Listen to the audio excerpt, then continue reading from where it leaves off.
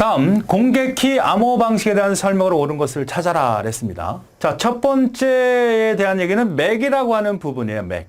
MAC에 대한 부분입니다. 그래서 맥에 대한 개념을 정확히 이해를 하고 나서 읽어보는 게 좋겠죠.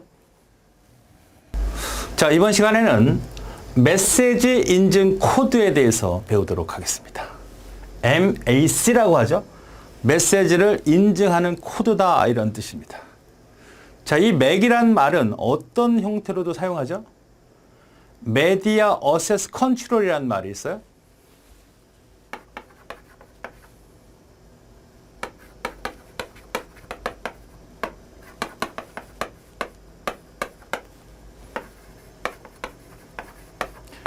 메시지 어세스 컨트롤, 메디아 어세스 컨트롤. 그러니까 우리가 통신 회선을 접근하는 방식이 있잖아요. 그렇죠? 매체 접근 기술 중에. CSMA, CD 혹은 토큰 버스라든지 토큰 링 같은 게 바로 뭐예요? 통신 회선이 있으면 그 회선을 어떻게 하면 먼저 차지하겠느냐 아니면 어떻게 골고루 분배해서 쓰겠느냐를 결정하는 그런 어떤 기술을 다 뭐라 그래요? 맥이다 이러죠. 지금 우리가 배우고자 하는 것은 이게 아니고 통신 기술이 아니고 보안 쪽입니다. 보안 쪽. 그러니까 메시지를 인증하는 기술 쪽입니다. 자, 그래서 우리는 이 인증 코드를 이해하기 위해서는 먼저 해시라는 단어를 알아야 돼요. 해시. 요즘에 많이 사용되는 단어입니다. 여러분이 많이 접근하는 건 바로 해시 코드죠. 해시 코드. 해시 태그라고도 합니다. 그러니까 여러분이 가장 많이 쓰는 게 어떤 해시잖아요. 해시태그. 이렇게 쓰는 거죠. 해시태그. 자, 그럼 우리가 이 해시라고 하는 말은 과거에서 들었고 요즘도 많이 듣는 얘기고 정리를 좀 해보면 뭐 해싱이라는 말도 쓰죠. 동의어입니다. 동의어.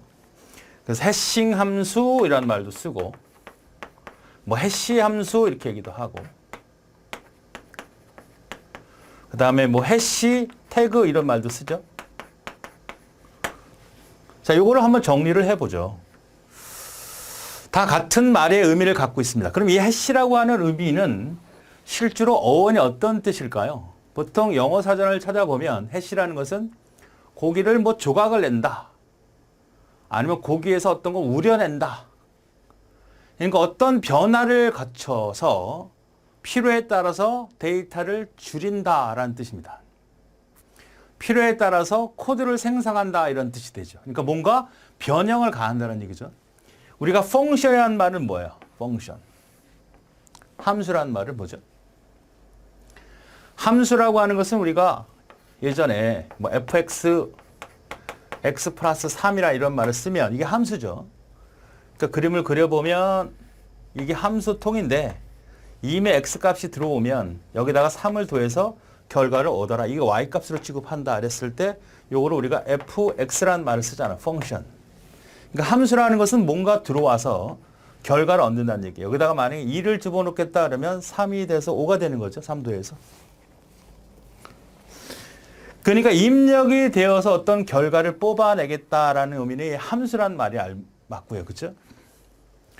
해싱이나 해시는 똑같은 말인데 어떤 의미라 어떤 자료가 들어왔을 때 그걸 필요에 따라서 변경하겠다 이런 뜻입니다. 필요에 따라서 변경하겠다. 시험 출제는 동일하게 써요. 다른 게 아닙니다. 그러니까 출제자마다 해싱을 쓰기도 하고 해시를 쓰기도 하는데 보통 해싱을 쓰는 형태의 출제자들을 보면 같은 말인데 우리가 배웠죠. 해시 코드라는 걸 배웠지 않습니까? 해싱 함수. 자, 어떤 자료들이 존재해요.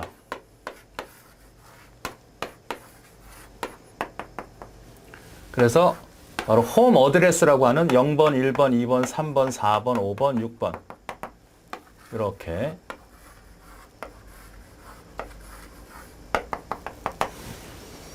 여기가 만약에 24다, 15다, 16이다 그랬을 때 해싱 함수를 거치죠. 이 자료를.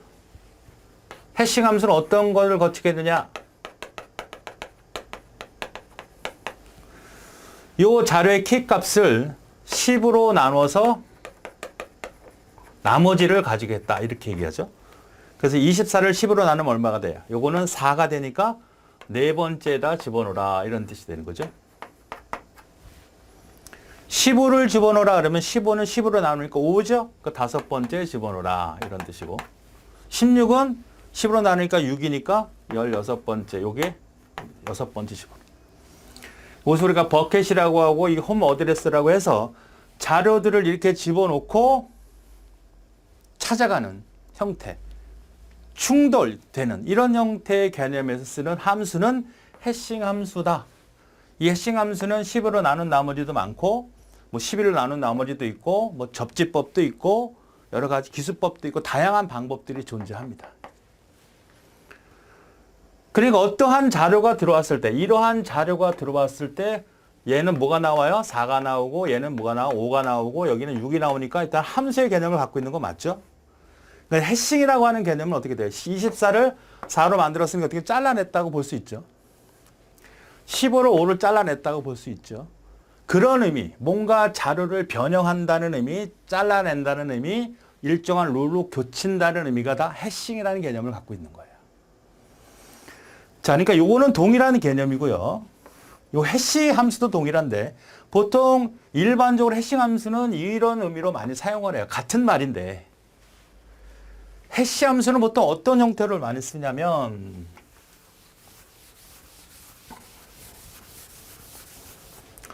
자, 어떤 대량의 데이터가 있어요.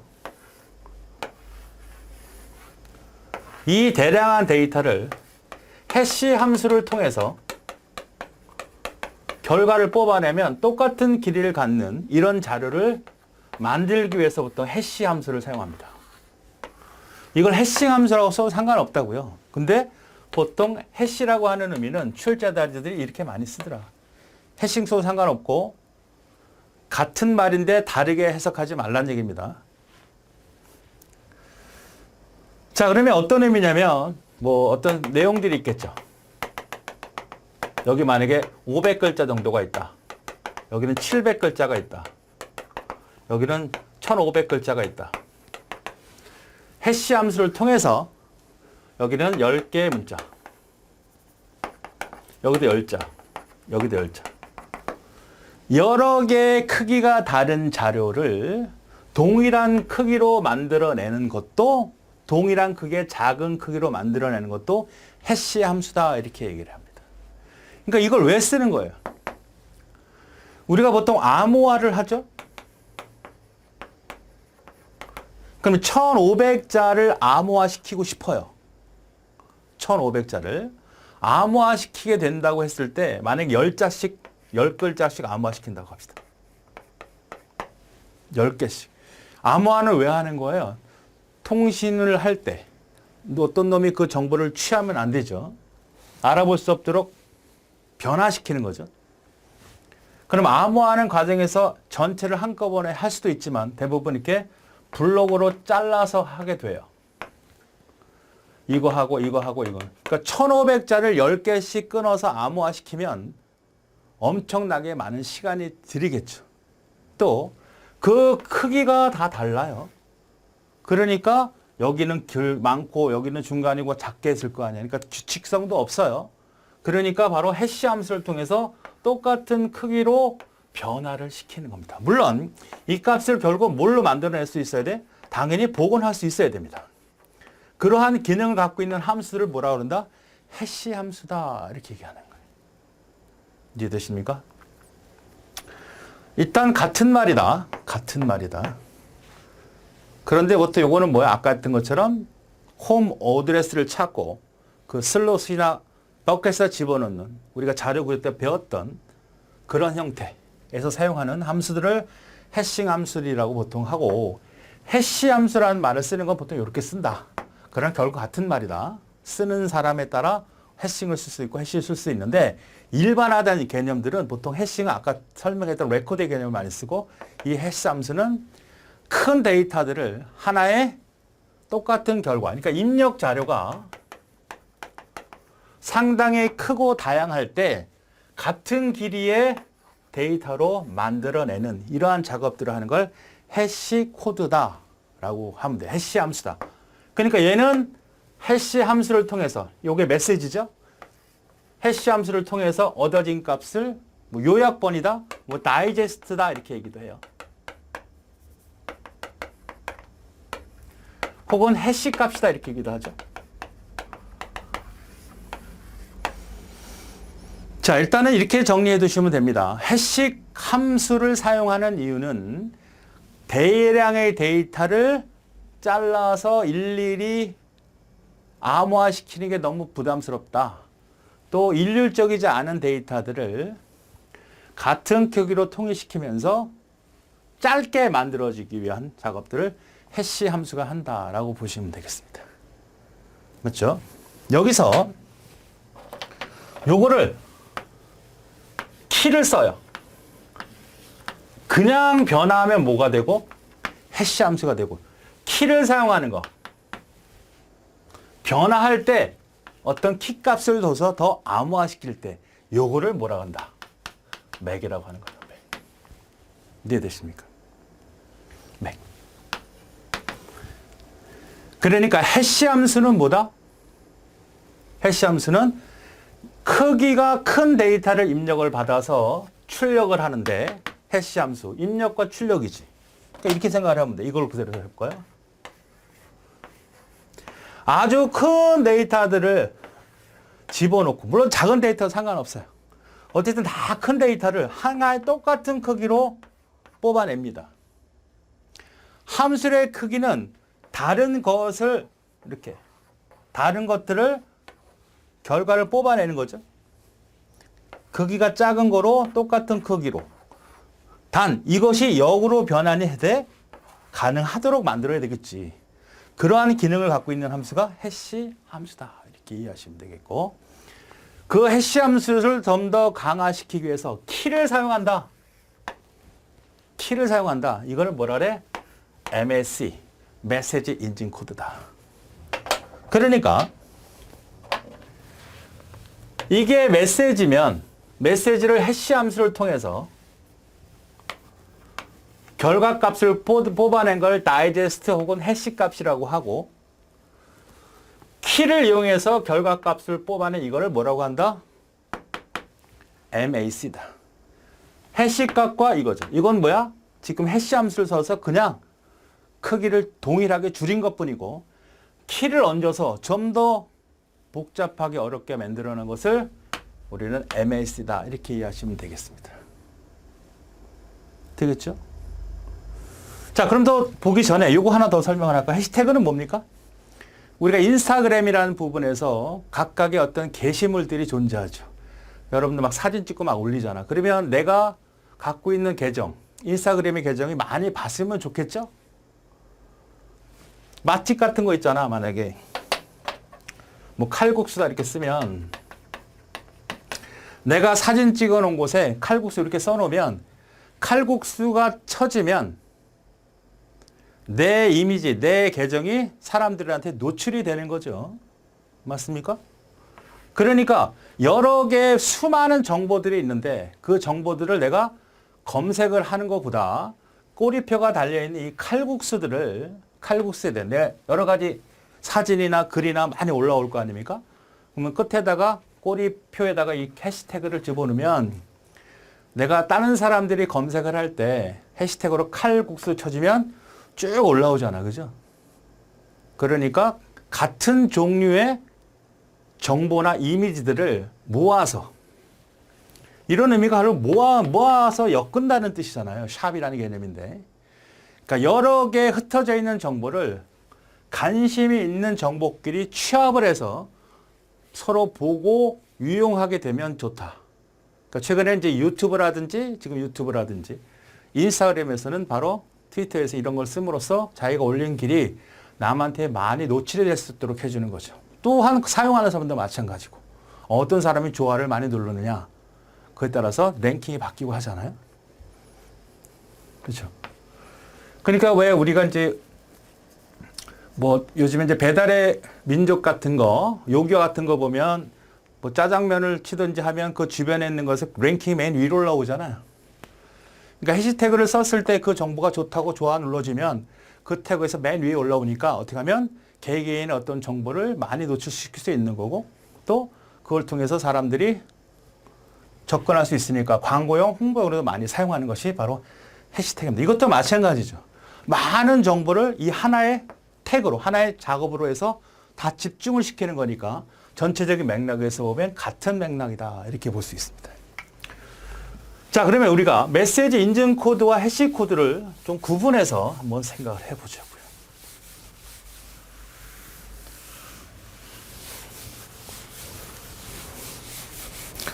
자, 이렇게 해보죠. 자, 메시지가 있어요. 메시지를 내가 해시 코드를 만들어서 보내고 싶어요. 그러면 요 해시 함수를 만났다고 합시다. 그래서 H라는 코드를 만들었다고 하자고. 그러니까 이거죠. 아주 중요한 정보가 있어요. 너무나 중요한 정보야. 그러면 요거를 해시 함수라는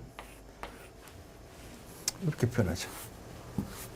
어떤 특별한 알고리즘이 존재하겠죠. 여러 알고리즘이 있습니다. 그러면 그 결과를 뽑아내서 요만큼 길이로 통일시켰다 이거야. 10글자로. 근데 알아볼 수 없는 거야, 아마. 이렇게. 8자로, 10글자로 합시다. 아주 중요한 일반적인 우리가 알아볼 수 있는 걸 우리가 메시지라고 하고요. 이 메시지를 통해서 어떤 해시 함수, 이걸 H라고 하는 겁니다. 여기가 메시지가 들어가겠죠? 아니, 이거지 뭐. 우리 함수라고 하는 건 계속 이렇게 그리죠. 메시지가 들어왔어. 함수를 통해서 어떤 특별한 알고리즘을 통해서 결과하는 값이 있겠죠? 이걸 우리가 H라고 했던 얘기가 H. 그러면 얘를 우리가 뭐로?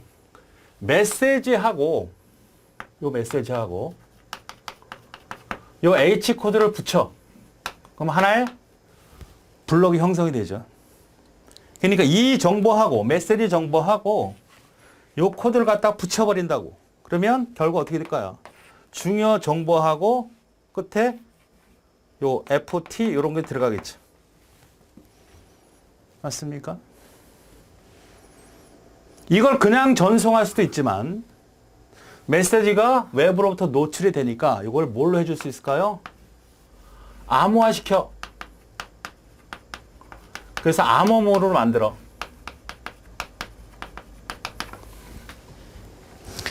그러니까 내가 보내려고 하는 아주 중요한 정보가 있어요. 통신을 통해서. 그래서 해시 함수를 통해서, 해시 함수는 되게 많아요, 종류들이. 그 종류를 일일이 알 필요는 없고 해시 함수를 통해서 해시 코드를 만들어 어떤 특별한 결과물을 만들어냅니다. 그 결과물을 만들어낸 값을 두 개를 합쳐요. 그죠? 하나의 데이터 전송 블록이 형성됐단 말이죠. 그러니까 이걸 그냥 통신선에서 보내면 얘는 알아볼 수 없지만 얘는 알아볼 수 있으니까 좀 불안하니까 이것도 뭐래죠? 암호화 시스템을 통해서 실제 암호물을 만든다는 얘기입니다. 그리고 얘를 통신해 쭉 전송을 해요. 전송을 했다고 합시다. 전송을 했다는 것은 통신선을 통해서 전달이 된 거죠. 맞습니까?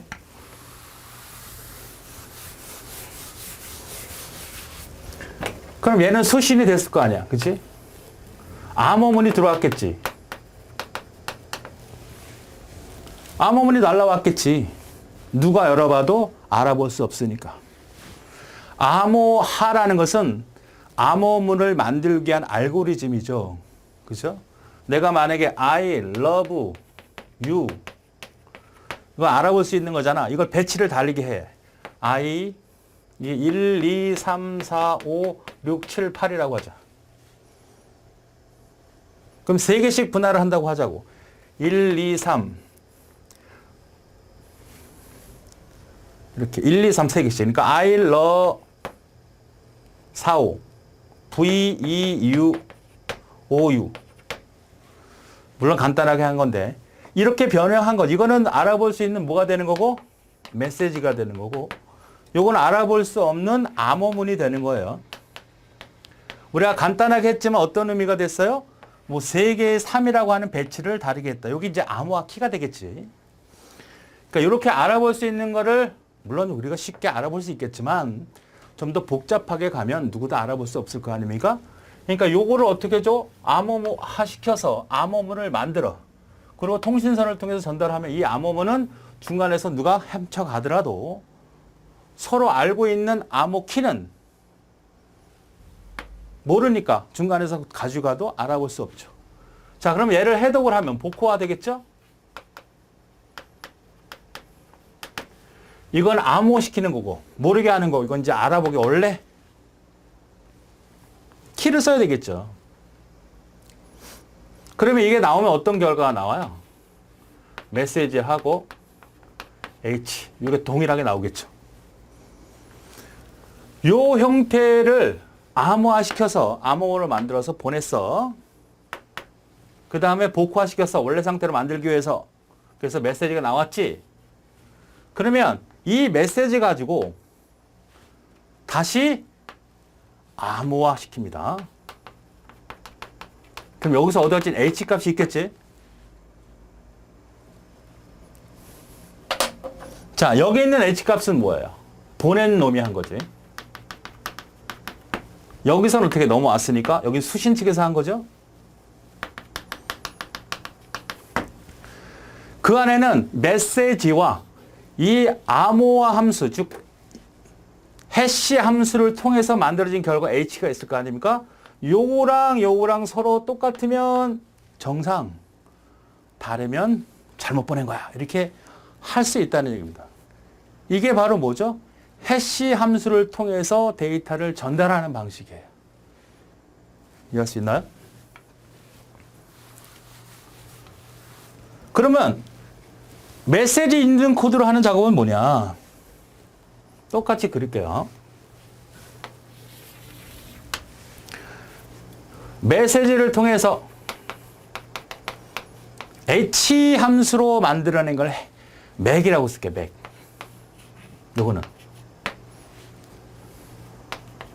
요건 뭐예요? 해시 함수. 이거는 맥 알고리즘이라고 하자고. 그래서 앱을 만들어내. 이게 바로 뭐죠? 이게 바로 이게 바로 맥입니다. 즉 메시지 인증 코드란 얘기야. 근데 얘는 지금처럼 해시 함수처럼 그냥 변하는 게 아니라 여기서 뭐를 쓴다는 얘기입니까? 새로운 키를 사용해서 만든 거예요. 이게 달라. 코드 다 똑같아. 그러면 메시지 M하고 암호화 시켰죠? 그래서 암호문이 만들어지겠죠? 쭉 전달이 되어서 암호문이 전달이 되면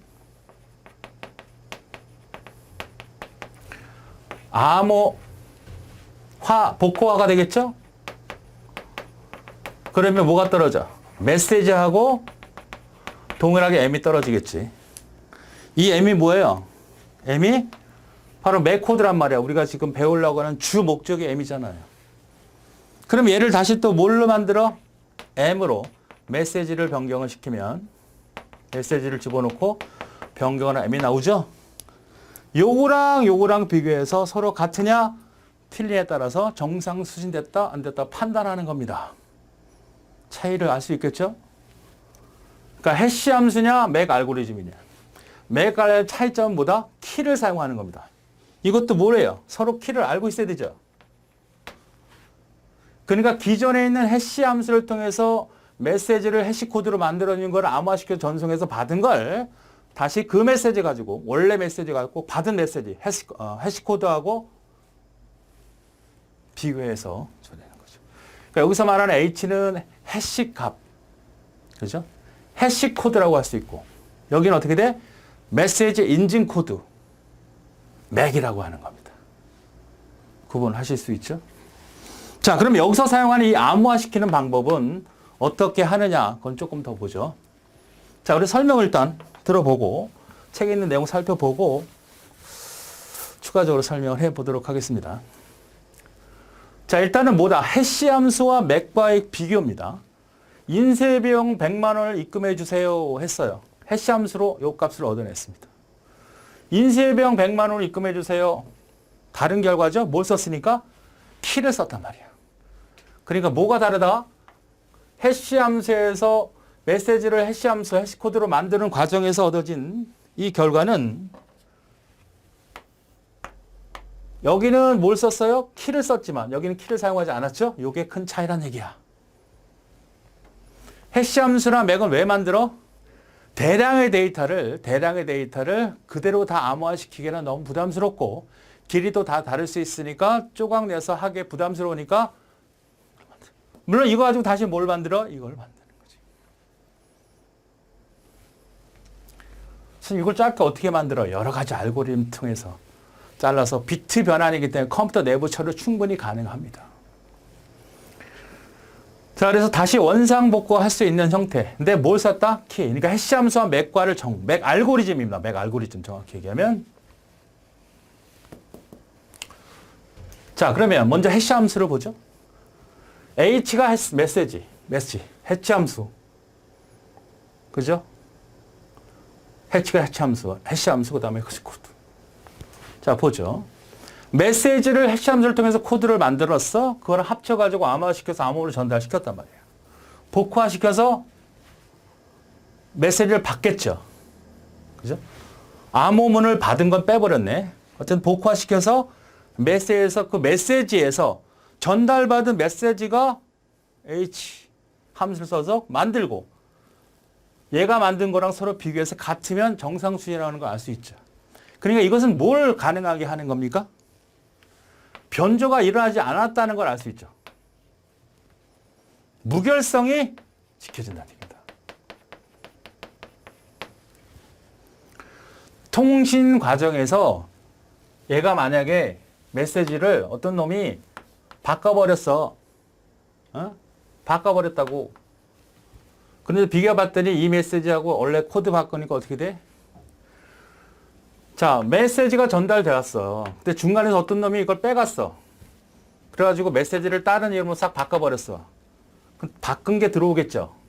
그런데 이 해치 값, 해시코드 값은 원래 모습이었을 거 아니야. 바뀐 내용과 서로 다르지. 아, 이건 잘못됐네. 변경이 잘못됐네. 아, 원래 데이터가 아니라 판단할 수 있잖아요. 그러니까 우리가 공격자, 해커가 통신선로에 떠있는 데이터를 뽑아서 살짝 변경한 값을 보내면 그러니까 해커는 이거를 보겠죠. 이거를 해독을 해서 이걸 봤을 때 아, 이 메시지 좀 바꿀까 해서 왔지만 결국 이 해시코드라는 값 때문에 서로 일치하지 않음을 확인했어. 그럼 이건 아, 변경된 거야. 이렇게 알 수 있다는 얘기죠. 거기다 더 한층 키값을 쓴다는 거는 이 키값은 너무 더 복잡해질 거 아닙니까? 이왕 만드는 거 한 번 더 키를 집어넣으면 좀 더 확인할 수 있다. 그죠?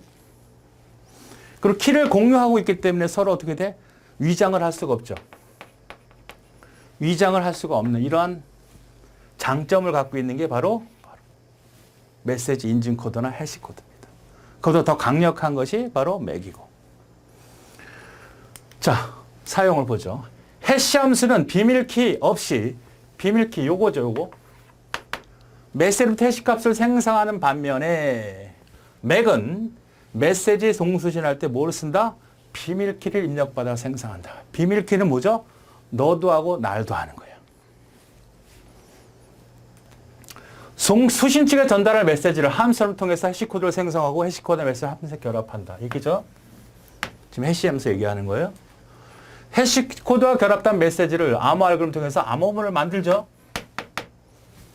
그 들으면 설명하고 있는 겁니다.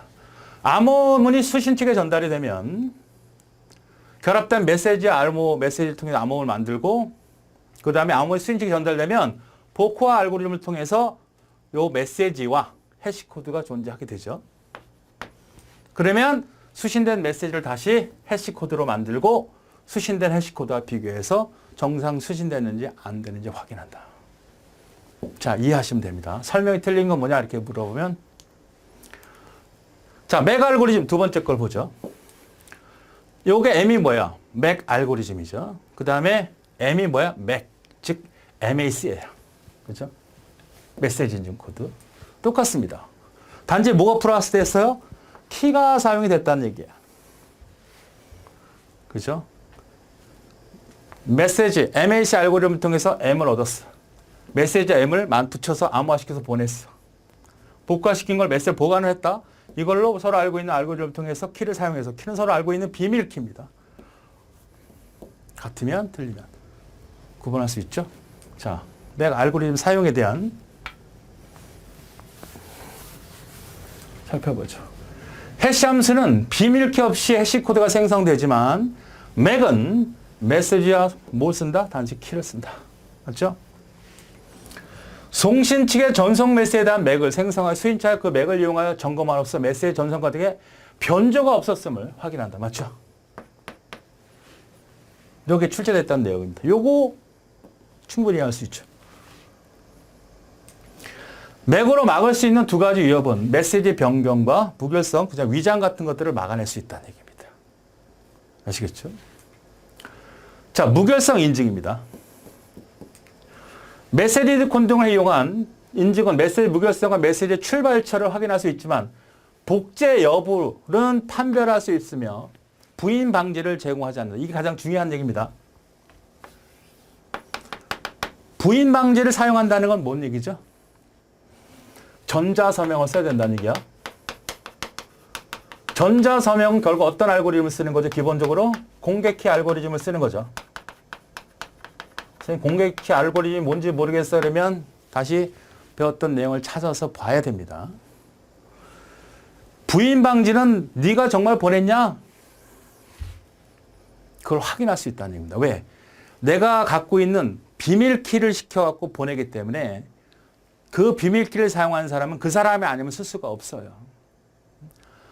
보낸 측이나 받는 측이 똑같은 키를 쓰는 공통키 혹은 비밀키 알고리즘은 그 키를 잊어버리거나 누가 훔쳐가 버리면 그걸 가지고 이용하면 그 놈이 저놈인지를 알 수가 없지만 공개키 알고리즘은 그 놈이 그 키를 써야만 데이터가 오겠고 그 온 데이터를 내가 갖고 있는 공개키로 해석을 해야만 볼 수 있기 때문에 아 분명히 네가 보냈구나. 네가 받았구나. 이걸 확인할 수 있는 건 바로 공개키 알고리즘이다. 그래서 얘는 기본적으로 맥은 공개키 알고리즘과는 관계가 없습니다. 그래서 부인 방지가 제공되지 않는 게 원칙이야. 얘도 키도 기본키, 얘도 뭐야? 이 암호화시키는 방법도 마찬가지예요. 비밀키를 쓰는데 기본적으로 맥은 맥이나 여기서 쓰는 알고리즘은 기본적으로 뭐다? 다 비밀키 알고리즘이야. 보내는 놈이나 받는 놈이 뭐하다? 똑같은 키를 공유한다. 만약에 맥 알고리즘에서 공개 키를 사용한다 그러면 틀려요. 정의 내리면. 그래서 좀 더 봐야 돼. 보자고요.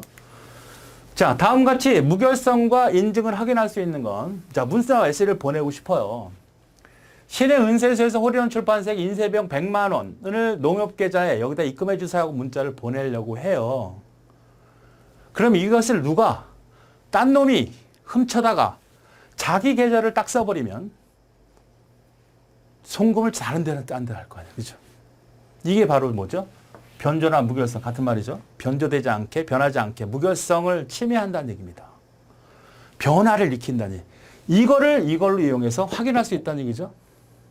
특히 이것이 더 강력하죠. 맞습니까? 그 다음에 올바른 송시인가. 저놈이 보낸 암호화 이거. 저놈이 보낸 거니까 정확히 맞겠지. 그러니까 발신처나 메시지 출처를 알 수 있지만 단 뭐는 안 된다? 부인 방지는 안 된다. 이것이 기본입니다. 자, 보죠. 한번. 자, 이것도 순서가 매우 중요하고 잘 이해를 하셔야 돼요.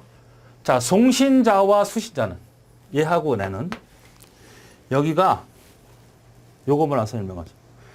여기가 철수가 있고 여기가 영희가 있다고 합시다. 철수하고 영희하고 지금 맥 통신을 하려고 하는 거예요. 그 철수와 영희는 송시집과 수신자. 얘는 A가 되고 얘는 B가 되겠죠?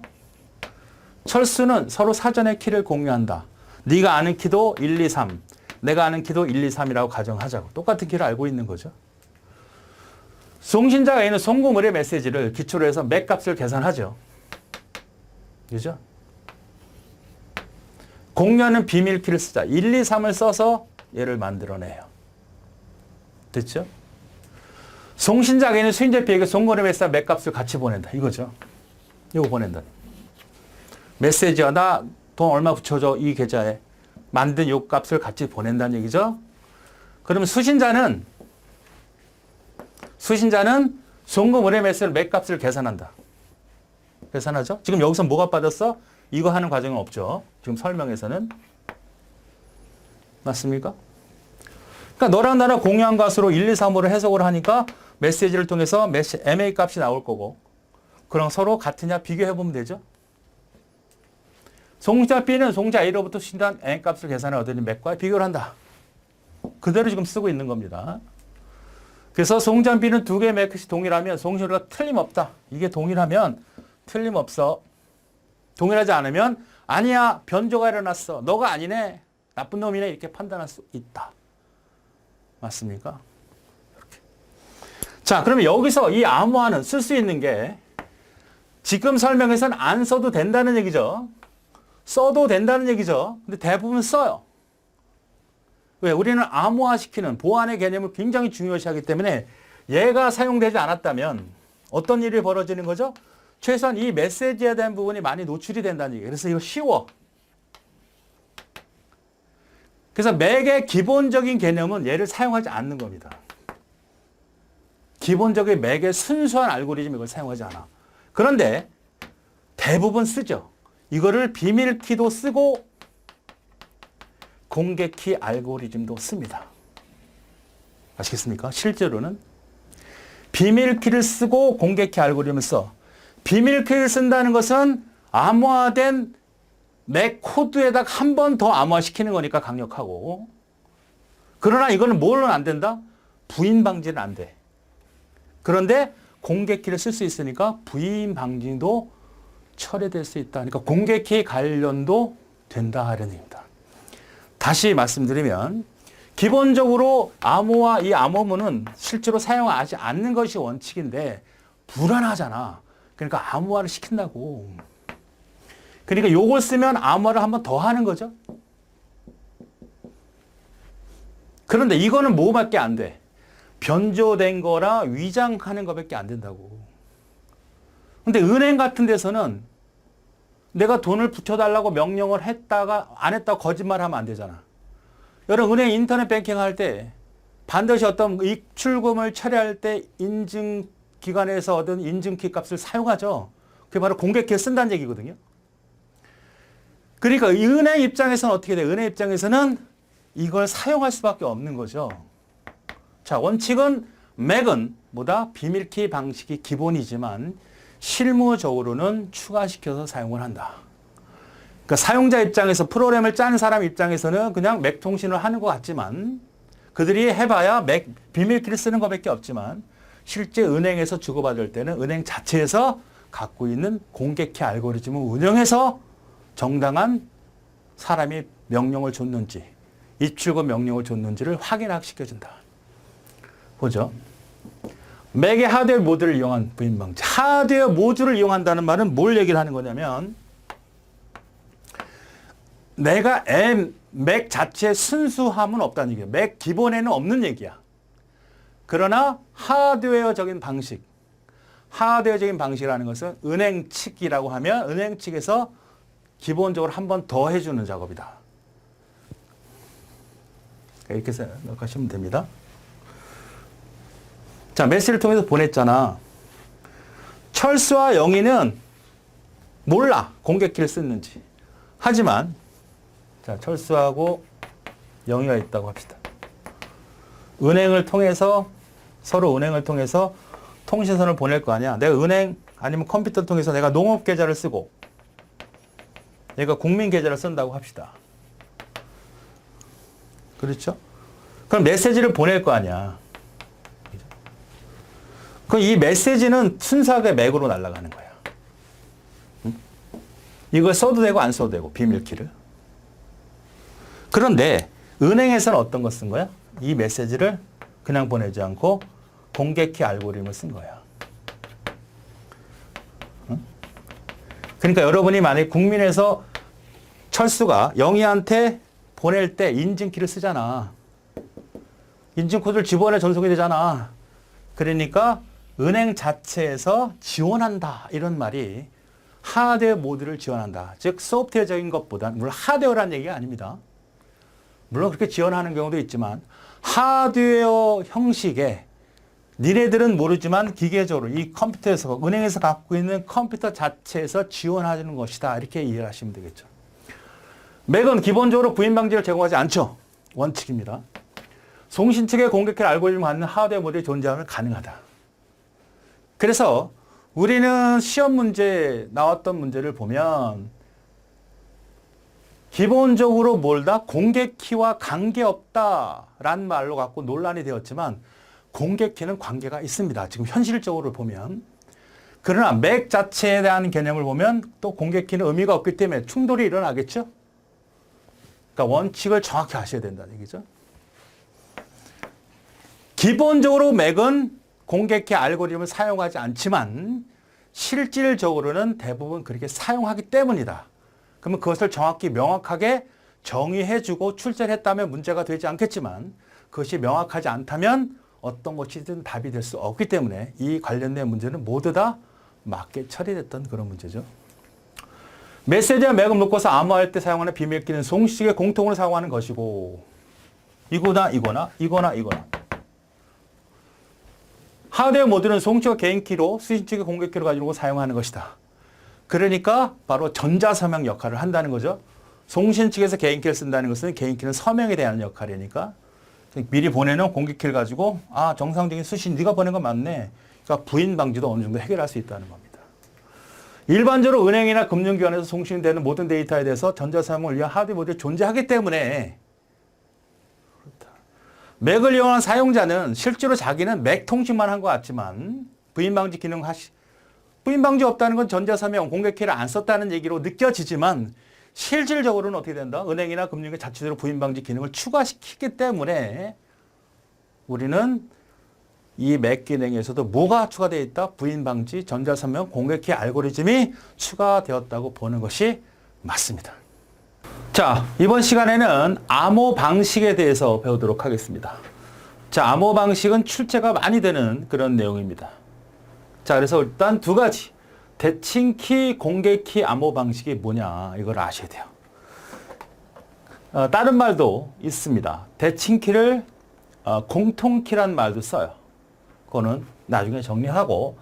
어쨌든 두 개의 이 암호 방식을 정확히 구분할 수 있어야 되는 것이 굉장히 중요합니다. 그 중에 이제 공개키가 더 중요하죠. 자, 키라고 하는 건 뭐냐 이런 얘기예요. 내가 통신선을 통해서 이 컴퓨터가 있고 이쪽에 컴퓨터가 이렇게 있어요. A라는 사람이고 여긴 B라는 사람입니다. 문서를 보내려고 그래요. 통신을 통해서. 그럼 이걸 제3자가 이거를 보면 안 되니까 암호화를 시켜야 되죠. 알아보지 못하도록. 그래서 우리가 기본적으로 알 수 있는 이 자체를 평문이라고 합니다. 평문. 평문. 보통 메시지라 해서 M이라는 얘기를 많이 쓰죠. M. 그러니까 이걸 암호화 시키는데 어떻게 시키느냐 이런 얘기예요. 예를 들어서 이 평문이 ABC다 이거죠. ABC. 우리가 알아볼 수 있는 거잖아요. 어떤 특정한 문자다. 이 평문이야, 평문. 이걸 암호화문으로 만들겠다. 도저히 알아볼 수 없는 거로 만들겠다 이거야. 이게 암호문이죠. 그래서 보통 C라는 표현을 많이 씁니다. C. 암호라는 뜻이에요. 약자예요. 자, 그러면 이걸 만들기 위해서 어떤 방법을 취해야 되지 않습니까? 그렇죠. 우리가 평상시 생각할 때 이렇게 생각할 수도 있어요. 이 A라고 하는 것은 특별한 값을 갖고 있거든요. 특별한 값. 특별한 값을 갖고 있어요. 예를 들어서 10진수는 65예요. 컴퓨터에서는. 이진수로는 0, 1, 0, 0, 0, 0, 0, 1. 우리가 통신할 때 이제 아스키에서 배우게 될 텐데 궁금하시면 그쪽으로 가시면 됩니다. 아스키 코드. 통신 쪽에 있습니다. 자, 그러면 이 값을 우리가 바꿔야 돼. 도저히 알아볼 수 없는 값으로 바꾸고 싶다 그러면 지금 65라고 하면 여기다가 뭐 127을 더해버려요. 그냥 숫자를. 그럼 여기다 127이라는 값을 더하면 제로 1, 1, 1, 1, 1, 1, 1, 1이거든요. 아, 여기거든요. 이렇게.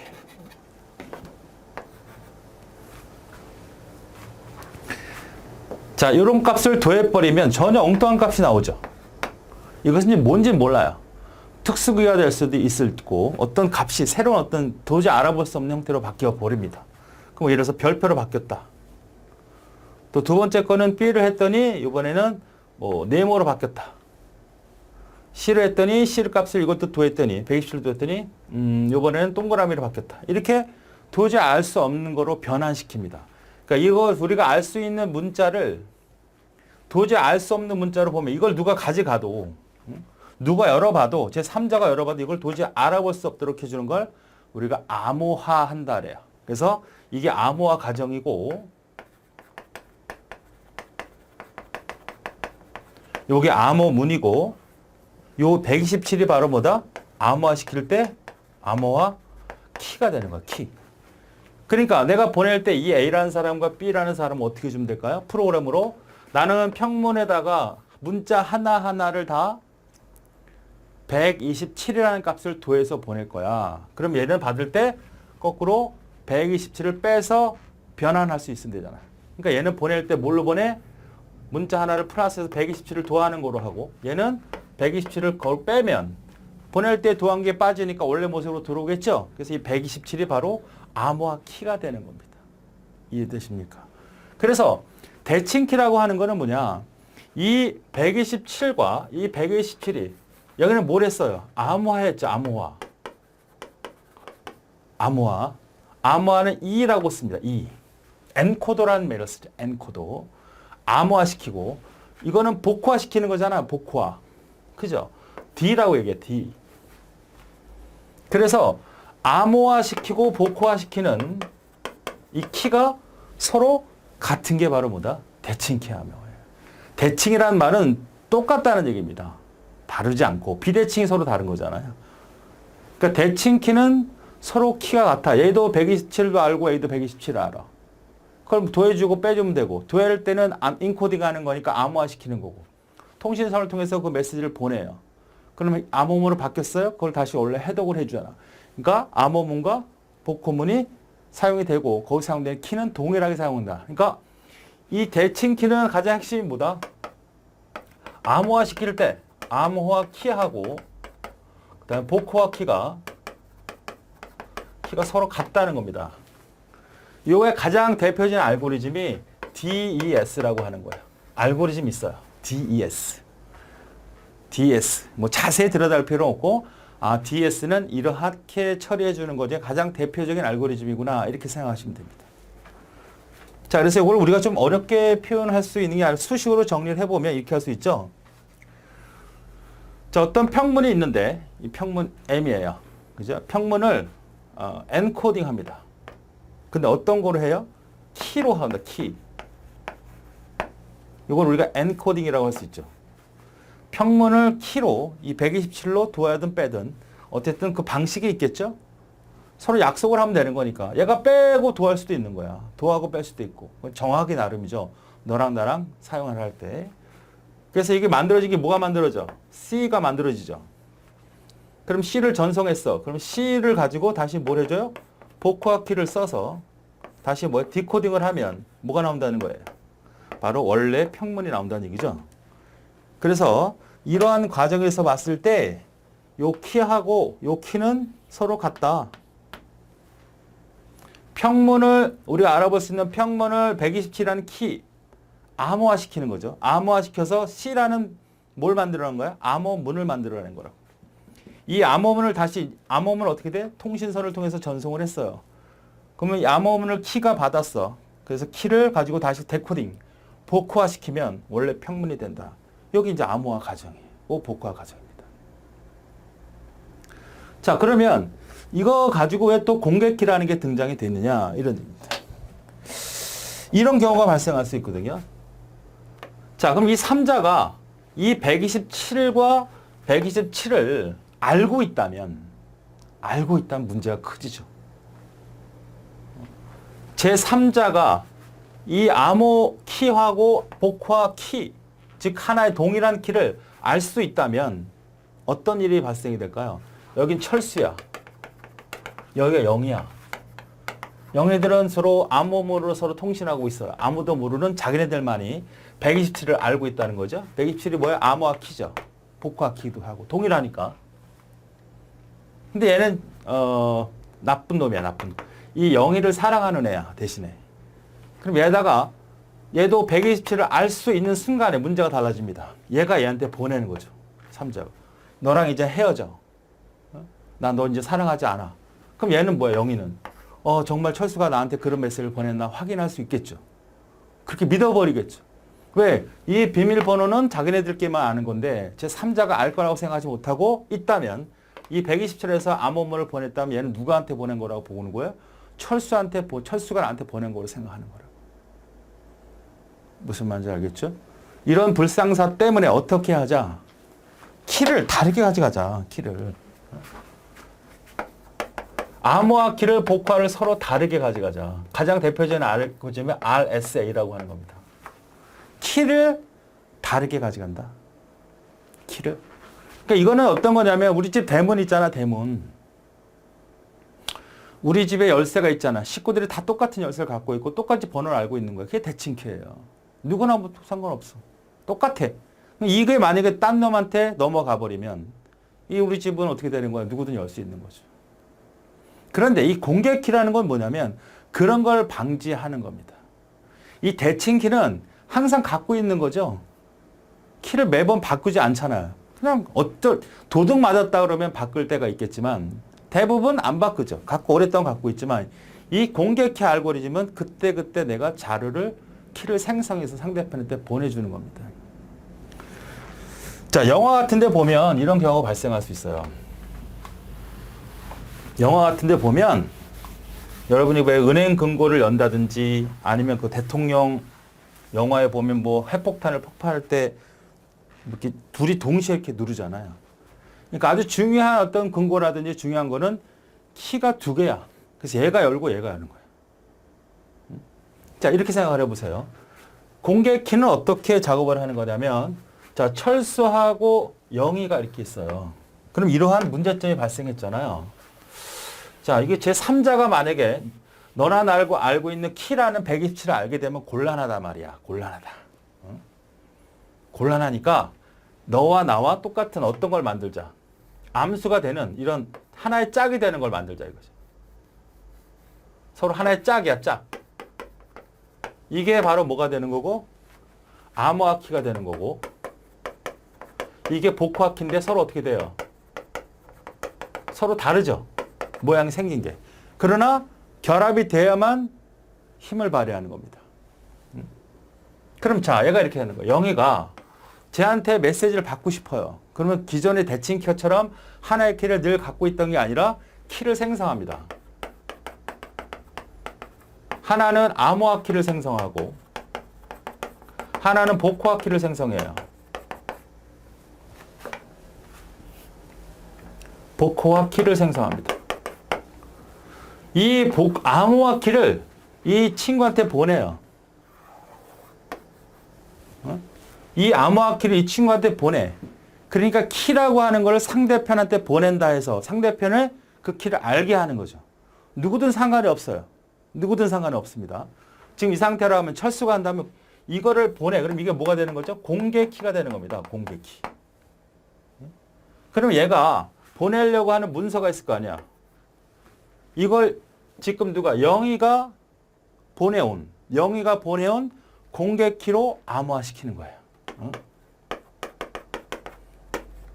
즉 영희가 보내온 공개키로 암호화시켜서 전달을 해요.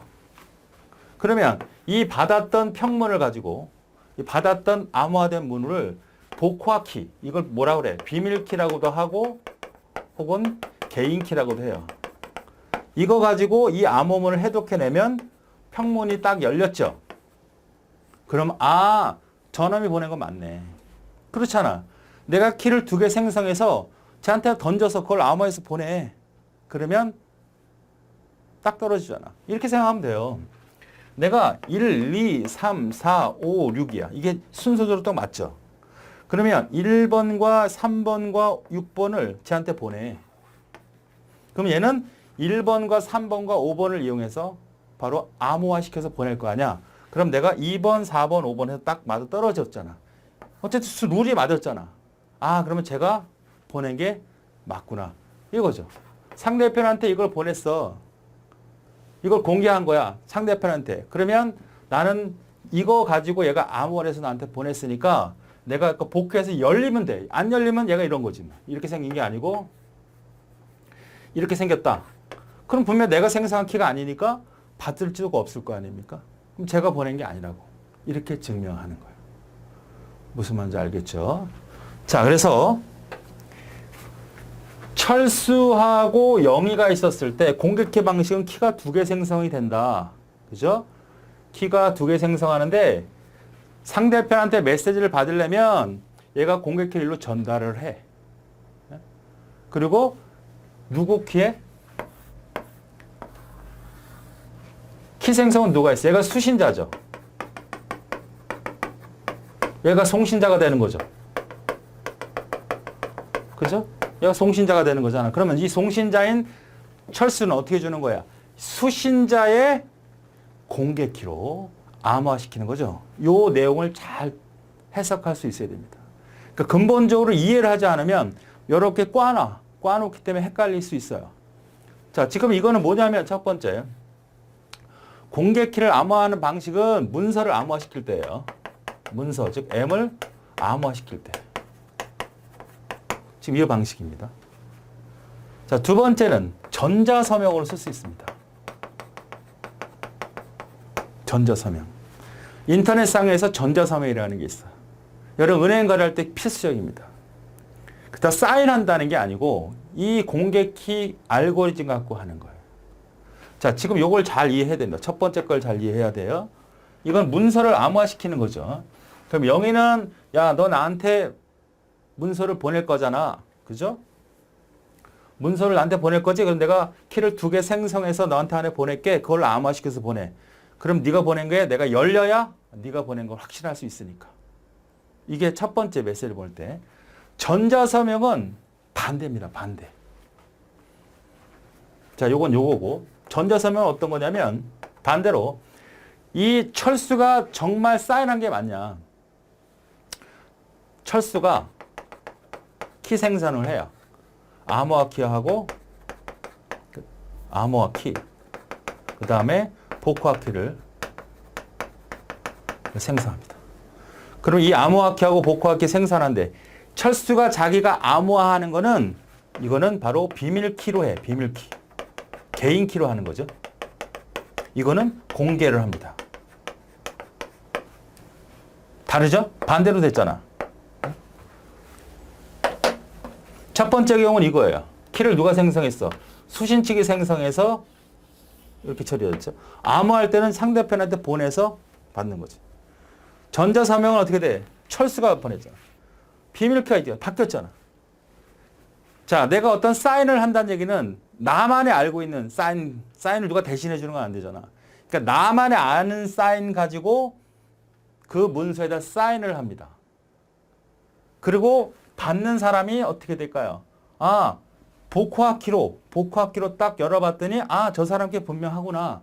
이렇게 알 수 있다는 거죠. 헷갈리면 안 됩니다. 두 가지를 잘 구분하셔야 돼요. 자, 공개 키는 키를 2개 생성하는 것이다. 공개를 하는데 어떨 때는 암호화 키를 공개하고 어떨 때는 복호화 키를 공개하는 겁니다. 물론 비밀키나 개인키는 자기밖에 모르는 거죠. 문서를 암호화시켜서 받을 때는 문서를 그냥 암호화해서 받을 때는 암호화 키를 공개 키로 만들고 내가 서명을 한다는 건 내가 암호화시키는 거니까 지금 암호하는 건 나만이 알고 있는 걸 갖고 넘겨놓으면 이 받았던 공개 측에서 정말 저놈이구나 알 수 있는 거죠. 이게 은행 거래죠. 인터넷 뱅킹은 어떻게 됩니까? 여러분 인증서 키라고 하는 걸 입력하잖아요. 그건 바로 뭐죠? 나만이 알고 있는 키잖아. 이걸 가지고 비밀 사인을 하는 거야. 그럼 은행 측에서는 어떻게 돼요? 은행 측에서 저놈이 맞네.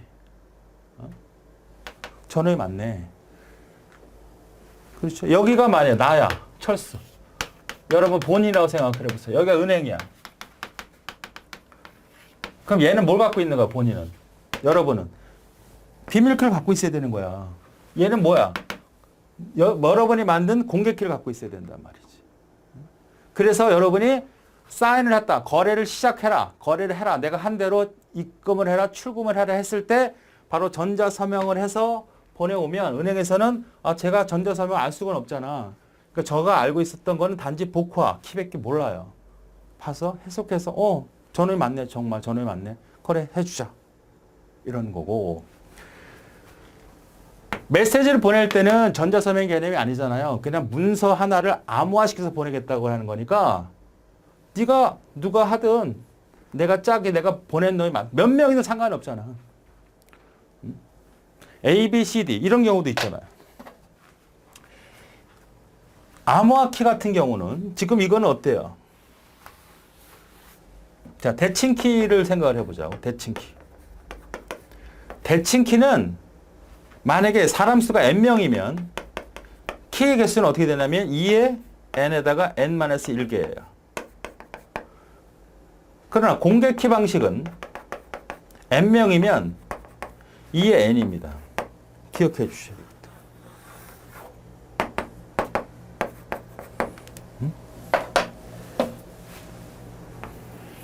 요게 이렇게.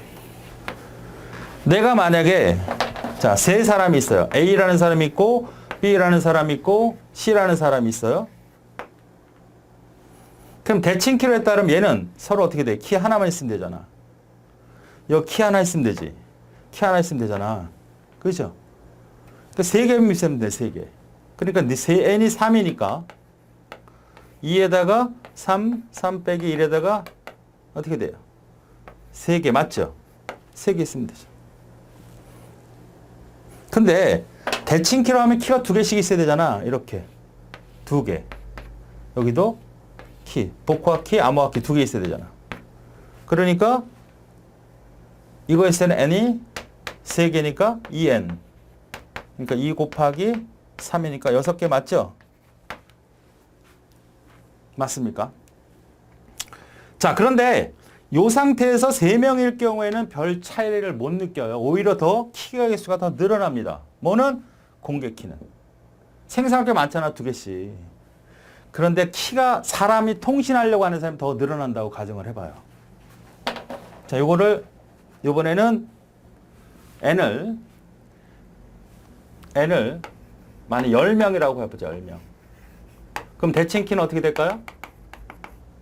2분의 10 빼다가 10-1이니까 2, 5, 9, 45개가 필요해, 키가. 10명하고 통신할 때. 근데 대칭키는 그렇단 말이에요. 공개키는 어떻게 될까요? 공개키는 2의 n이니까 2 곱하기 10. 20개면 된다고. 중요해요. 그래서 공개키 같은 경우는 키가 적을 때는 문제가 오히려 나쁘지만 사람이 통신하려고 하는 사람들이 암호화시켜서 하려고 할 때는 인원수가 100명, 1000명이 늘어나면 늘어날수록 어떻게 됩니까? 늘어날수록 대칭키는 계속 늘어나는 거지만 공개키는 그 인원수 갖고 할 수도 있어요. 그러니까 얘가 만약에 공개키가 얘한테 2개, 얘한테 2개, 얘한테 2개가 있잖아요. 6개가 있지만 이 나만의 갖고 있는 비밀키는 하나만 갖고 써도 되거든요. 그렇죠. 내가 만약에 10사람이나 통신하고 싶어. 나만 비밀키를 하나 갖고 나머지는 다 공개키를 다르게 주는 거야. 그럼 11개잖아, 취하할 경우에. 100명이면 101개만 쓰면 된단 말이야. 그러니까 하나만 내가 비밀키는 딱 하나 만들어 놓고 나머지들은 다 뭔데 만들어. 나머지들은 다 다르게 만들면 되잖아요. 여러분 은행 뱅크 할 때 인증서 번호를 보통 똑같이 하나만 갖고 있잖아. 여러 개 갖고 있지 않잖아요. 10개 은행이 다르면 10개 은행은 다 공개키가 다르더라도 내 개인키 하나만 다 같아도 된단 말이죠. 이러니까 공개키 같은 경우는 활용도도 많고 키도 적으니까 관리하기도 편해. 복잡하긴 하죠. 왜? 키를 두 개 생성하니까 처리할 때 시간이 좀 걸리지. 대칭키는 하나밖에 없으니까 시간이 단순하고 짧지요. 무슨 말인지 알겠죠? 이 소스는 다 공개되어 있습니다. 이 프로그램 다 공개되어 있어요. DES나 RS나 누구나 그 프로그램을 알아. 근데 뭐야? 키가 모르는 거야. 키. 되겠습니까? 자, 그래서 정리를 지금 배웠던 걸 정리를 다시 한번 해보겠습니다. 책의 내용으로. 자, 지금은 대칭키를 먼저 보자고요.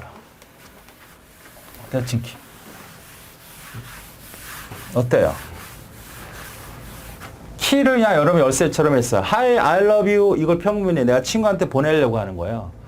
그걸 그대로 보내는데 중간에 가로채는 놈이 있을까봐 이렇게 이상한 문자로 만들어버렸어. 여기서 키라는 걸 쓰는 거죠. 알파벳에다가 얼마를 더한다든지 우리는 127을 썼잖아요. 그러니까 이 키가 127이 되는 거죠. 평문이고 암호화문인데 키를 써서 암호문을 만드는 다음에 이 암호화 과정을 통해서 암호문이 만들어진 거죠.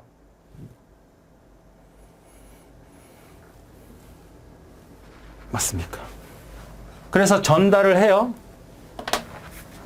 전달을 합니다. 이게 평문이고 그 다음에 이게 암호문이고 이게 가정이니까 이렇게 쓰면 되죠. m을 키라는 값을 써서 암호화시켜서 뭐를 만들어? C를 만들었고 C를 전달하면 요거를 다시 키를 써서 데코딩하고 그 다음에 평문으로 만들어내겠다 이런 얘기입니다. 뭐 수식이 이렇게 언급될 수도 있으니까 여러분 이 책에다가 기입을 해두세요. 이거죠. 그러니까 여기 키하고 여기 키가 이거 똑같이 써야지. 요 키하고 서로 같아요. 이게 대칭키입니다. 자, 공개키는 어때요? 여기서 암호화 키하고 여기하고 달라. 키가 달라. 두 개를 만드는 거야. 그러니까 여기가 키를 두 개 만들죠. 하나는 복호화 키, 하나는 암호화 키. 그래서 저 친구한테 암호화 키를 공개합니다. 자, 공개키 기반에서는 암호화 키가 공개키가 되고 혹은 비밀키가 될 수 있는 겁니다. 두 가지를 알았어요. 지금 뭐야? 어떤 문서를 암호화시키는 과정이에요. 전자서명이 아닙니다. 전자서명은 바뀐 거예요. 그러니까 헷갈리지 않으려면 이걸 원칙으로 기억을 해요. 그냥 기억을 해, 이거를. 그리고 반대구나, 전자서명. 이렇게 생각하면 되잖아요. 자, 던졌잖아요. 그럼 이 철수, 송신 측은 제가 보내온, 영희가 보내온 그 공개키를 가지고 복호화를 시킵니다. 그러니까 암호화 시킵니다.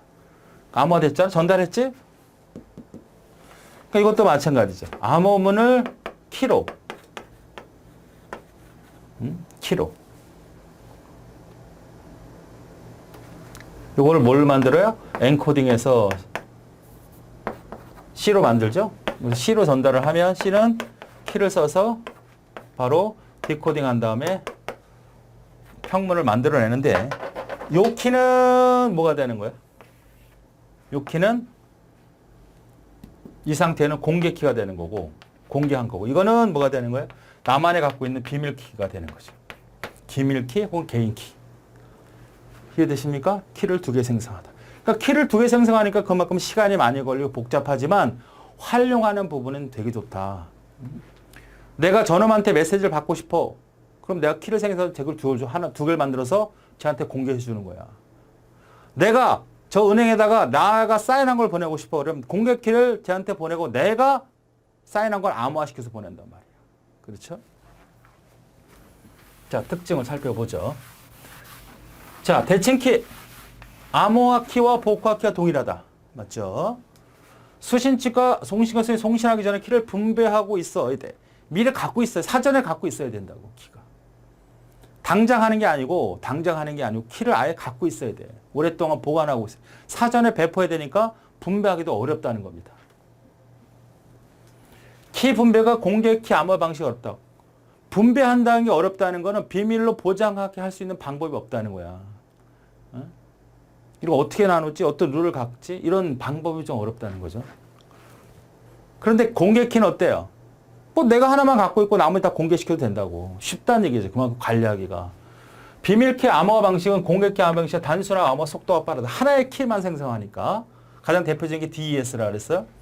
이 대칭키를 비밀키 암호 방식이라도 하고요. 헷갈리면 안 됩니다.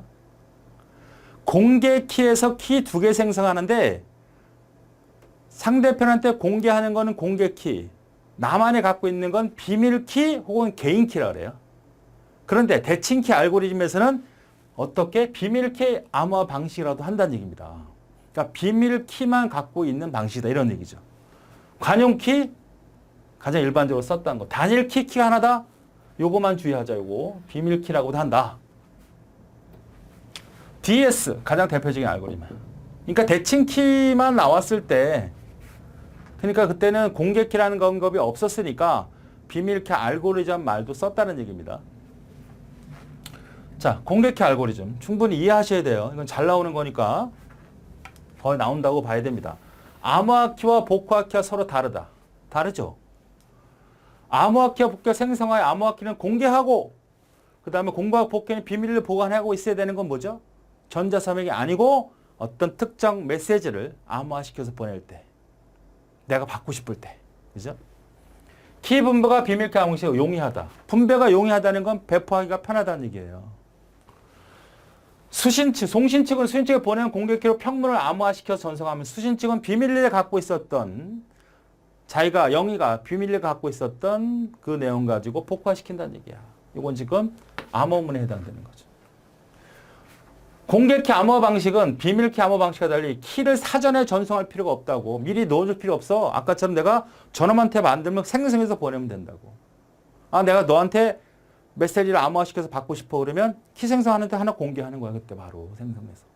물론 안 해도 돼. 오랫동안 갖고 있는 거 갖고 해도 되지만 이 특성은 공개하지 않도록 하고 싶은 거니까, 보호하고 싶으니까 바로 생성해서 보내면 되잖아. 그죠? 불특정 다수역의 암호화 통신망을 구축할 때 좋다.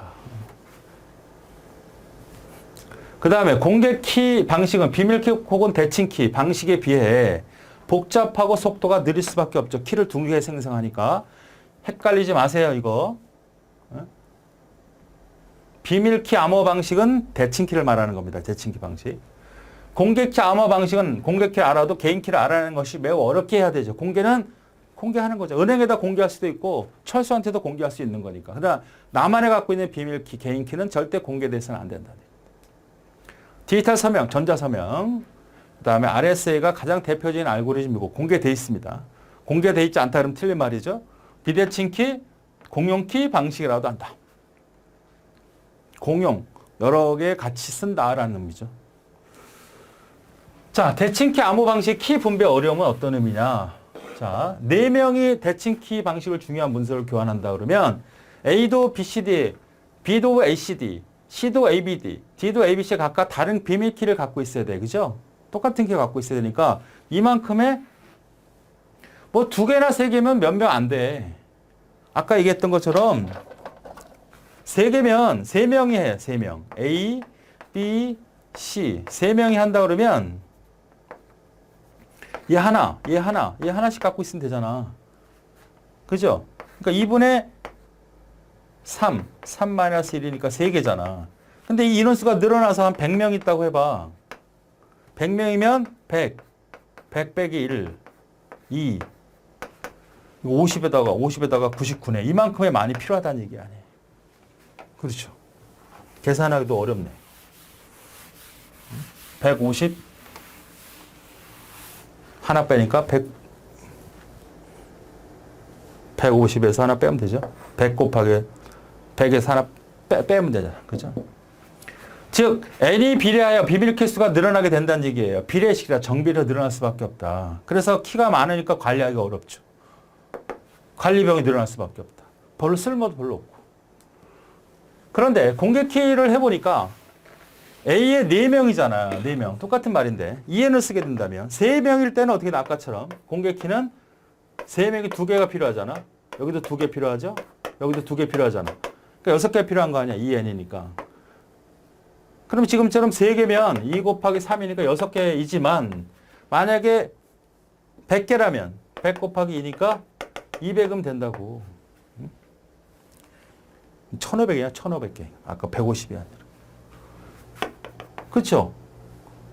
심지어 내가 모든 사람한테는 공개고 나만, 이게 나야 이게. 나만 딱 하나의 키만 갖고 있어도 돼. 얘만 다르게 하면 되잖아. 얘만 다르게 하고 얘만 다르게 하고. 은행에 10군데가 있으면 나는 개인키 하나만 갖고 하려면 돼. 인증선 코드 하나만 갖고 있으면 된다. 자, 잘 기억을 하셔야 돼요. 그래서 4명이 자신의 비밀키만 관리하면 되므로 키 분배가 용이해지고 관리 부담도 없어요. 그죠? 어차피 공개한 거는 내가 안 갖고 있어도 되는 거니까 내가 관리할 필요 없잖아. 봐도 돼, 누가. 단지 내가 갖고 있는 비밀키만이 그 공개키를 열어낼 수 있는 거죠. 그러니까 맞는 키를 하나 갖고 있으면 된다는 얘기지. 한 명의 한 쌍의 비밀 공개는 무소로 무수히 많은 쌍을 공개할 수 있으므로 개수 2가지. 자, 그래서 이 공개키라고 하는 공용키라고 하는 이 공개키는 엄청나게 활용도가 많아서 이걸 활용하는 모든 기술을 우리가 공개키 기반 구조다 이렇게 얘기를 하는 거예요. PKI. PKI의 그럼 뭐야?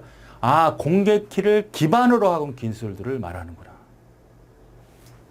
자, 나왔던 거네요. 공개키 기반 구조는 공개키 알고리즘을 통해서 암호화나 전자서명을 제공하는 거다. 이게 암호화가 첫 번째 방식이고 이게 두 번째 방식입니다. 그렇죠? 2개의 기술을 이만 쓰고 있었잖아요.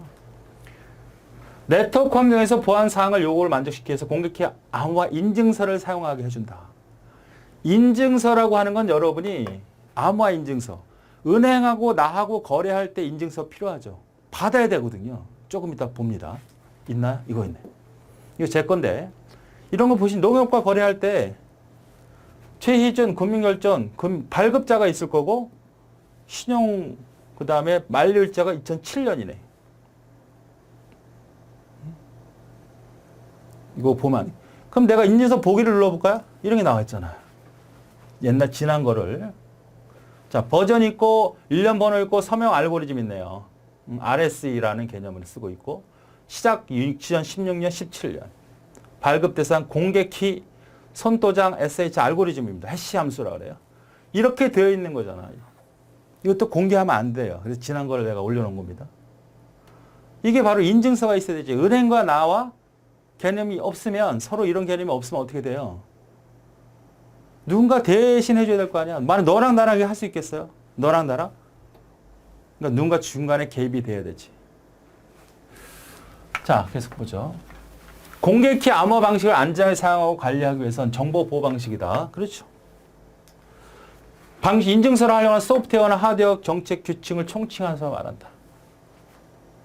이 기반 구조에 대한 설명입니다. 그러니까 공개키 기반 알고리즘, 금방 배웠던 키를 2개 생성해서 쓰는 기술의 전반적인 기술을 다 PK 기반이라고 하는 거예요.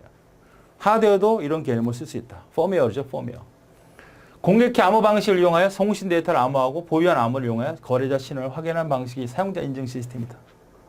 자, PK 기반, PKI에 대한 개념을 쭉 설명하고 있는 겁니다. 공개키 암호 방식을 이용하여 송신 데이터를 암호하고 디지털 인증서, 지금 얘기했던 2가지 방식을 다 얘기하는 거고.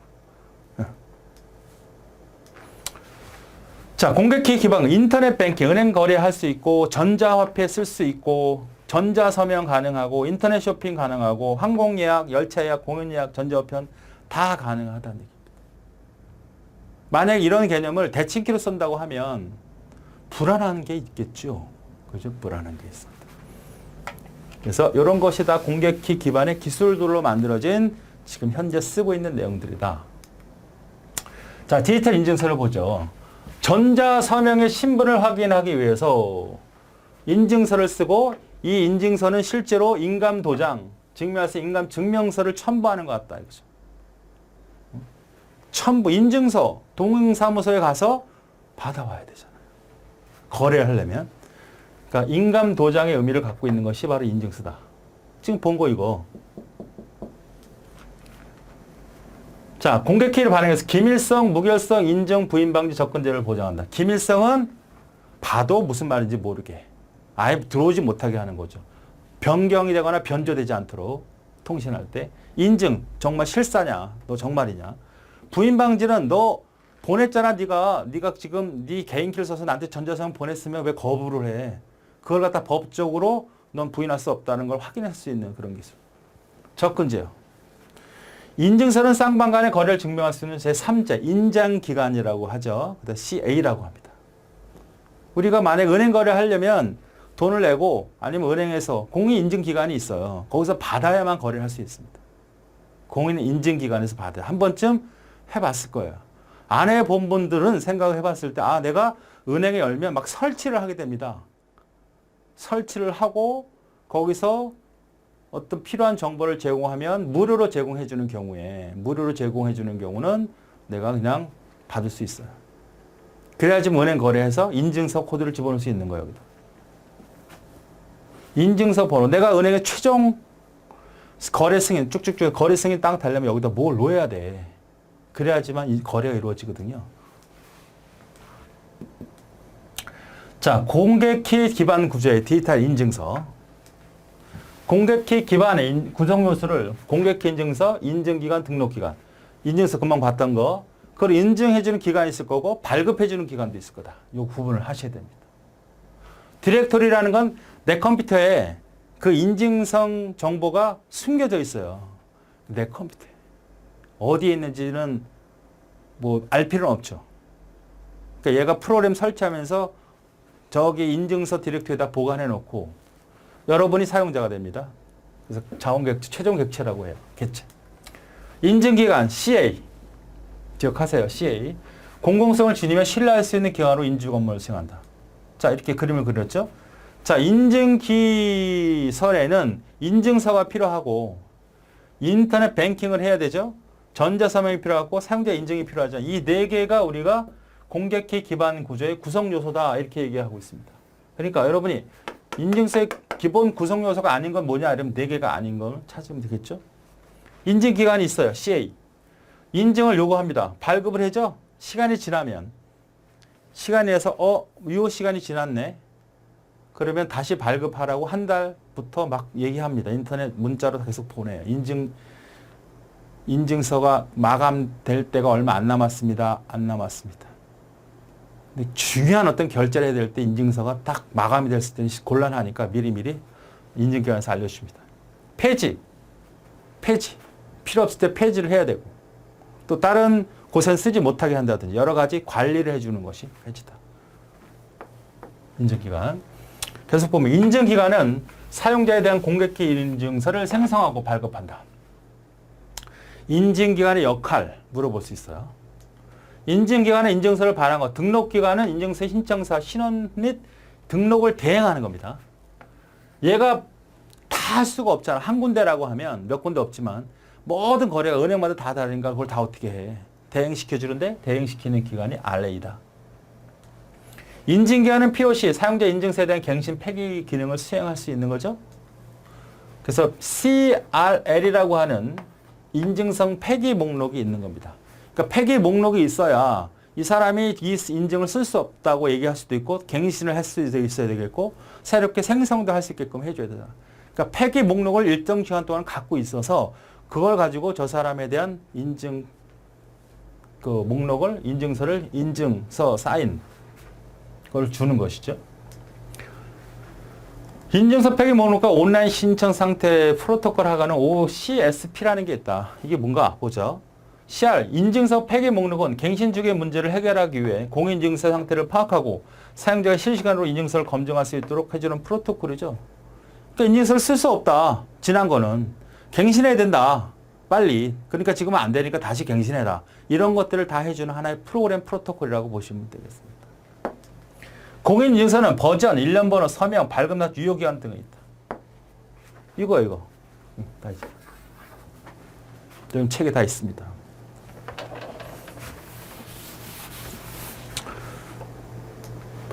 자, 그 다음 중요한 거. 공개키와 개인의 암호화 동작 관리입니다. 그러니까 메시지를 암호화시킨다 그랬어. 메시지 암호화. 자, 요 네 가지를 잘 기억하셔야 돼요. 자, 메시지를 송신할 경우에는 수신자의 공개키를 사용한다. 자, 아까 했던 걸 볼까요?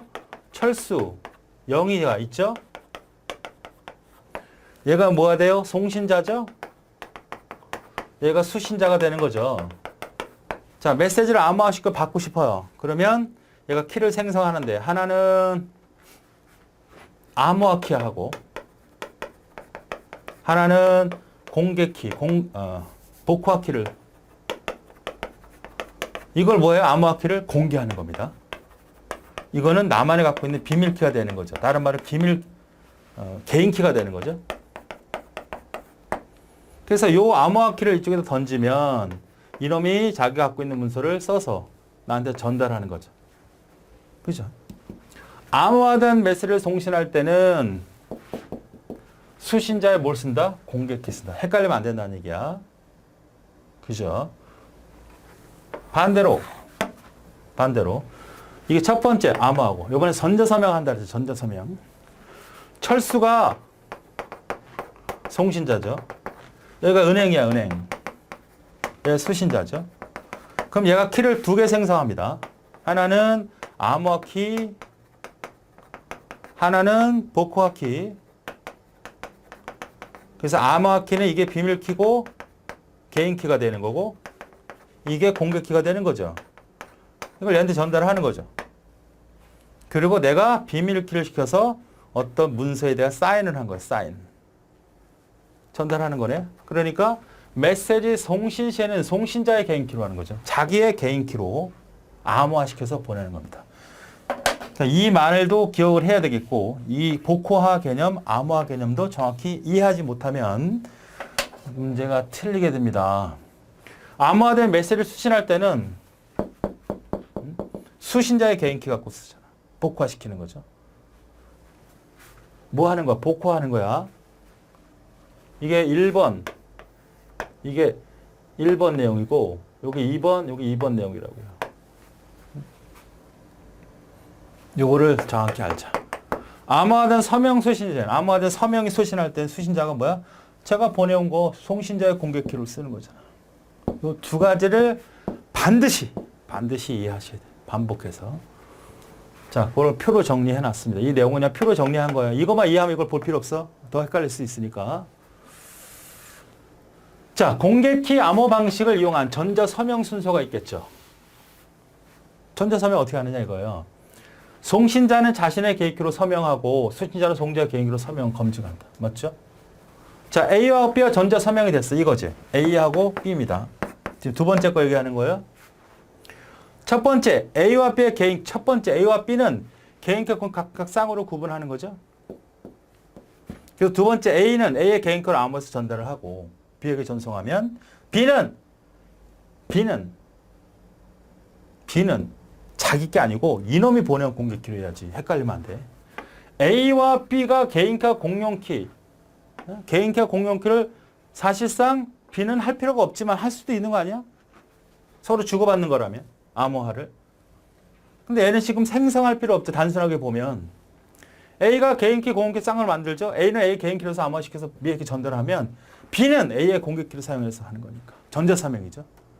B가 생성해놓고 써먹을 수도 있는 건데 왜 굳이 생명 안 하고 할 필요는 없어요. 근데 지금 요 A에게 B로 A가 철수가 은행과의 거래를 할 때 필요한 내용이다 그러면 B는 필요 없죠. 개인키와 공용키를 만들 필요는 없죠. 자, 전자서명은 사용자 인증. 분명히 너구나. 사인한 거니까. 변조되지 않도록 한 거고 문서가 중간 과정에서 변화가 됐으면 해독이 안 되니까. 부인 방지. 너 정말 보낸 거 아니야? 거부할 수 있어? 이거 법적으로 증명할 수 있는데? 부인 방지. 기밀성이 필요하다면 바로 별도의 암호화시켜서 전달해야 된다. 내 문서를 키를 가지고 정말 그 문서를 풀렸어. 근데 정말 볼 수도 있어. 그럼 그것도 암호화시키는 거죠. 자, 그건 뒤에 나옵니다. 메시지로부터 얻은 일정 크기의 해시값을 얻어서 서명을 한다. 해시라는 거는 해시 나중에 배우는데 나중에 배웁니다. 자료 구조 쪽에 가면 해싱 함수라는 게 있어요. 함수라는 건 이거잖아. 이렇게 쓰잖아 우리가. 이렇게 돼 있다면 이건 뭐예요? 이런 함수를 보신 적 있어요? 네. 좌표를 보면 이렇게 생긴 거잖아. 이렇게. 그죠? 기울기가 1이고 절편이 y절편이 2인 그런 상태인데 우리가 지금 쉽게 이해하면 이런 거예요. 어떤 들어오는 것이 있어요. 그럼 나가는 게 있어. x가 들어올 거 아니야. 그럼 여기다 들어온 값이 도에서 2로 빼내겠다는 거죠. 응? x는 1도 되고 2도 되고 3도 되고 4도 되고 쭉 되고 여기는 1이 들어오면 3이 되고 2가 들어오면 4가 되는 거 아닙니까? 그래서 이걸 이렇게 표현한 거예요. 어떤 값을 집어넣으면 거기다 2를 더해서 결과를 뽑아내겠다는 거죠. 반드시 하나가 들어오면 반드시 하나가 나가야 되는. 그렇죠? 다른 놈이 들어와서도 똑같은 놈이 나올 수는 있어도 돼. 하나 들어왔을 때 다른 값 두 개를 가질 수 없다는 것이 함수의 기본 원리죠. 자, 그러면 해시 함수라는 건 뭐냐면 지금 이런 개념인데 지금 여기서 사용하는 것은 어떠한 길이를 집어넣어도 얘가 이러한 길이를 만들어도 이러한 길이를 만들어도 이러한 길이 여기가 50자야. 여기가 5자야. 여기가 170자야. 여기가 1000글자야. 그래도 똑같이 10글자로 만들어내는 그런 기능을 갖고 있는 함수가 있습니다. 그러니까 키를 어떤 사람이 데이터를 입력해도 그걸 키를 딱 동일하게 길이를 갖게 만들어요.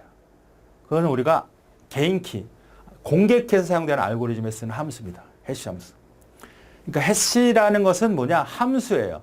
지금처럼 이런 개념을 갖고 있는 단순한 게 아니고 어떤 입력이 들어오면 어떤 결과를 뽑아내게끔 만든 그런 룰입니다. 룰.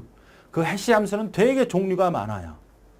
그런데 우리 여기서 쓰는 해시 함수는 길이가 다른 형태로 들어와도 내가 말을 갖다가 한 2시간 동안 떠들어도 어떤 놈이 1시간 떠들어도 어떤 놈이 딱 1초만 떠들어도 똑같은 10마디로 떠든 것처럼 변경시킬 수 있어요.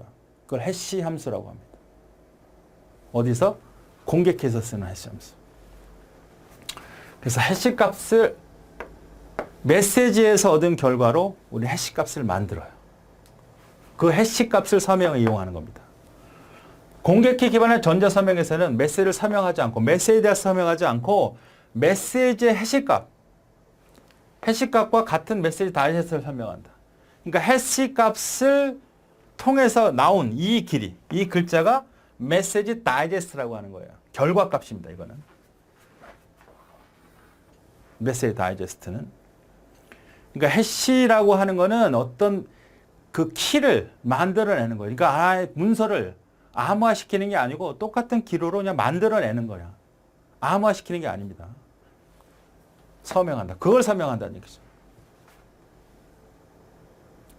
그러니까 결과값에 서명을 하게 되니까 서명이라는 건 원래 전자서명, 즉 공개키 알고리즘이 들어간다는 얘기잖아요. 그러니까 이러한 평문이 있어요. 여기다 직접 원래 사인하지 않고 이거를 해시 함수를 통과시키면 결과가 이렇게 나오겠죠. 이게 메시지 다이제스트예요. 이것은 길이가 메시지가 몇만 글자가 돼도 상관이 없습니다. 항상 똑같은 길이가 나와요. 이 결과가 바로 메시지 다이제스트라고 하는 거고 여기다가 바로 뭐야? 서명하는 겁니다. 던져 서명. 공개키가 아니라 비밀키로 이걸 암호화시키는 겁니다. 메시지 다이제스트는 서명하는 이유는 공개키 암호에 따른 성능 저하를 극복하기 위한 것이다. 여기다가 직접 한다는 건 이 길이가 간단하면 모르지만 이 길이가 엄청나게 큰 용량이라면 이걸 암호화시키는 시간이 너무 많이 걸려요.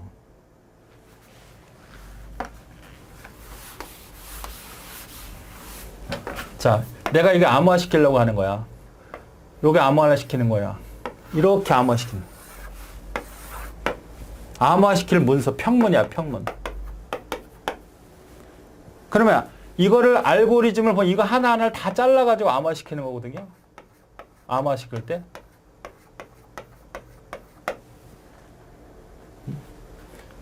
이걸 다 얘는 짧을 수 있지만 얘는 감당을 못 하잖아. 그래서 바로 해시 함수라는 걸 만드는데 해시 함수가 이거 해시 함수라고 합시다. 이 해시 함수라고 하면 이 길이는 똑같은 길이가 나와요. 요걸 우리가 결론 메시지 다이제스트라고 하는 거고 이 길이는 똑같으니까 어때요? 여기다가 이걸 가지고 서명해버리면 길이가 똑같으니까 아주 일이 쉽고 빨라질 거 아닙니까? 그래서 성능 저하를 위해서 바로 메시지 다이제스트 서명. 자, 그러면 맥은 송신자는 정성 메시지에 대한 맥에 생선자는 수신자가 맥을 점검하면서 그 메시지의 전송 과정에 변조가 없었음을 확인한다 라는 겁니다. 맞는 얘기죠. 별 문제 없습니다.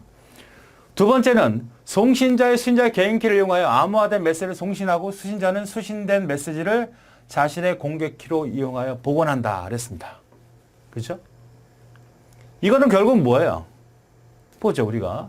첫 번째 거는 무리가 없고 두 번째 건 어떤 의미입니까? 메시지 전송은 송신자는 수신자의 공개키를 이용합니다. 자, 이 부분도 한번 여러분이 한번 듣고 오시기죠. 자, 그러면 송신자는 수신자 공개키를 이용하고 아무데나 메시지를 송신하고 수신자는 수신한 메시지를 자신의 개인 키를 이용하잖아요. 그렇죠? 반대로 전자서명은 어떻게 됩니까? 거꾸로 개인 키를 가지고 보낸다는 얘기예요. 자, 강의를 들어서 충분히 이해했죠? 그러니까 얘는 어떤 거가 되는 거예요? 자신의 공개 키를 이용하는 게 아니죠. 메시지 송신하고 자신의 개인 키를 이용하여 공개하는 거예요. 공개 키. 개인 키는 메시지 전송일 때는 공개 키가 되지만 전자서명일 때는 메시지 전송일 경우에는 수신자의 공개 키로 이용해서 보낸 다음에 받을 때는 개인 키로 이용한다는 이 사실을 알고 있느냐? 틀렸습니다. 세 번째는 송수신자 규모가 동일할 경우에는 공개 키 아무리 대칭키보다 더 많은 키들을 필요로 하기 때문에 인증기관 키 관리가 담당이 된다. 역시 설명했던 내용이죠. 더 적은 키들이 필요하지만 이렇게 설명을 했어야 되죠. 그러니까 공개 키의 개수는 10명이면 20개면 필요하면 돼요. 대칭 키는 어떻게 돼? 더 많은 개수가 필요하기 때문에 잘못된 설명이죠. 많은 키가 잘못된 거 틀렸고요. 네 번째는 신뢰성을 공식으로 제공하기 위해 인증기관이라고 하는 부분이 있다 그랬죠. 그 인증기관의 소유, 고객별로 개인키와 키 정보를 만들고 인증서로